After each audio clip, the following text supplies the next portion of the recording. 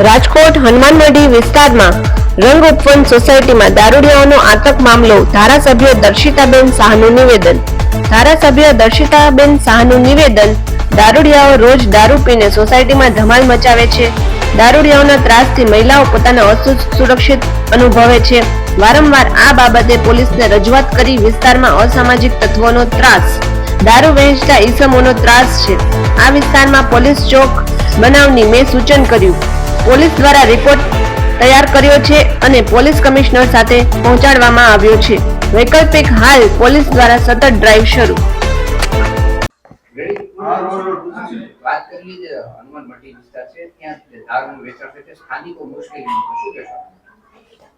હનુમાનવાડી અને છોટનગર વિસ્તારમાં વારંવાર આ બાબતે મેં પોલીસ કમિશનરશ્રીને પણ ફરિયાદ નોંધાવેલી છે અને રજૂઆત કરેલી છે કે એ વિસ્તારમાં વારંવાર વિસ્તારવાસીઓને દારૂના વેચાણ કરનાર લોકોનો અને અસામાજિક તત્વોનો વારંવાર એમને હેરાનગતિ રહે છે.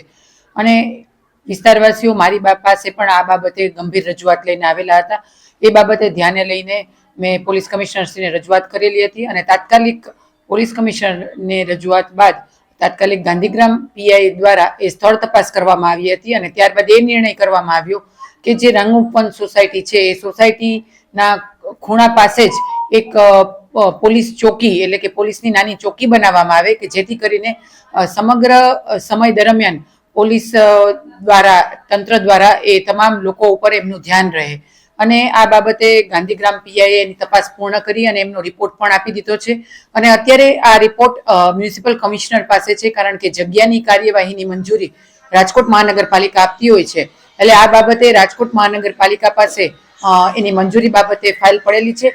આ વખતે પણ મેં ગત અમારી પોલીસની સંકલનની મિટિંગમાં પણ આ જ વિષય લઈ અને પોલીસને ઝડપથી કાર્યવાહી કરવા બાબતે રાજકોટ મહાનગરપાલિકા પાસેથી પણ ઝડપથી મંજૂરી મેળવવા બાબતે અને જ્યાં સુધી આ મંજૂરી ન આવે ત્યાં સુધી સતત ને સતત એ વિસ્તારમાં ડ્રાઈવ ચાલુ રાખીને અને જે કોઈ પણ આવા ગુનેગારો છે એની સામે કડક પગલાં લેવામાં આવે એ બાબતે રજૂઆત કરેલ છે.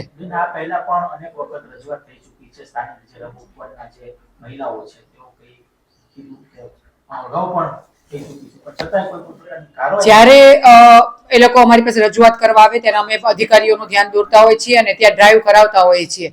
પરંતુ આ તે સમય દરમિયાન આ લોકો ત્યારે ડ્રાઈવના માધ્યમથી એ લોકો પકડાઈ જતા હોય છે, પરંતુ કડક કાર્યવાહી થતી ન હોય એવું ધ્યાને આવતા જ હવે પોલીસ કમિશનર શ્રીને રજૂઆત કરવામાં આવી છે કે ત્યાં જો પોલીસ ચોકી જ બનાવવામાં આવશે તો જ સંપૂર્ણપણે આ લોકોનું ઉપર આપણે કાયદો અને વ્યવસ્થાના ભાગરૂપે એ લોકોની સામે કડક કાર્યવાહી કરી શકીશું.